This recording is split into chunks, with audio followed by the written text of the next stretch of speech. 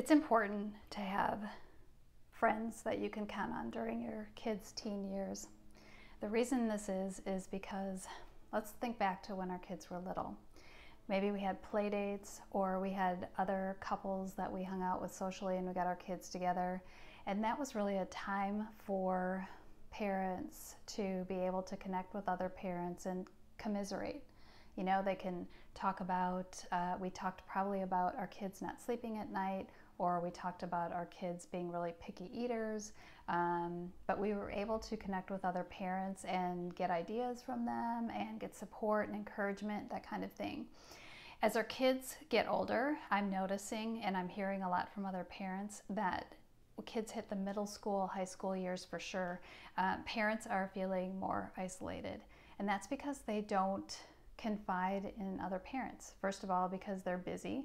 Second of all, because kids, as they gain their independence, maybe they're making some choices that the parent really feels like it's kind of reflecting on their parenting. Maybe a kid made an unhealthy choice and drank, or has tried marijuana or is smoking marijuana on a regular basis. Whatever the case is, parents are unwilling to kind of open themselves up and tell other people these things.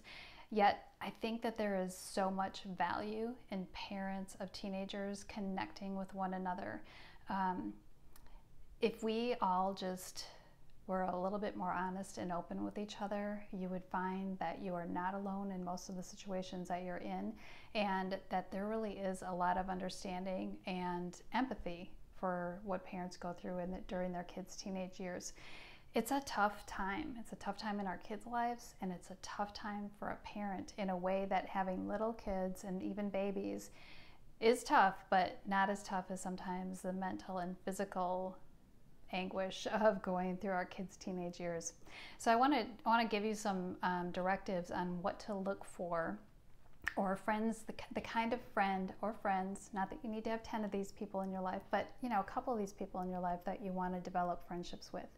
One is you want to have someone that will give you grace. Someone that if you have to share something that happened or something you're challenged with your teenager, that is willing to give you grace. Because I find that parents can be very hard on themselves.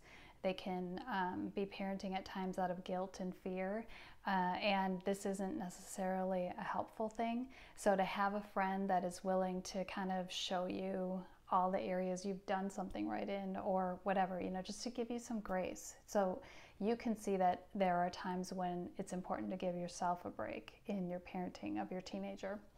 Number two is you need a friend who's unshockable. You need a friend who, when you find out, for example, your daughter was at a sleepover last night and she got so drunk that she was throwing up in somebody's bathroom and whatever, that when you go to share that story because you're looking for some support or advice, that you're willing, or that you've got this friend that is unshockable. It is not going to be helpful to you to be able to go to a friend and tell them this and they go, oh my God, oh my God, what are you going to do? Adding to your drama. Not helpful. You want a friend who is unshockable. You want a friend who allows you to realize that you're not alone. Someone that is willing to share their own stuff, honestly and openly, and be vulnerable so that you can support them. I mean, this is really like a two-way street. You don't want to be with talking to someone who then doesn't share with you, because then you're wondering, okay, are they going to go and tell somebody else, kind of thing. So you want to find that person that is going to be respectful and confidential.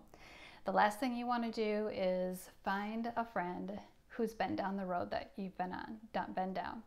So someone who's got older kids, someone who's been through it, someone, who is willing to say, it's going to be okay, or here's what I encountered. Not that you have to do things exactly as this person did, but that you maybe get an idea of what you can do in the situation that you're in and adapt it to your own child. So someone who's been down the road before is an excellent friend. Please, please connect with other parents of teenagers who are like-minded.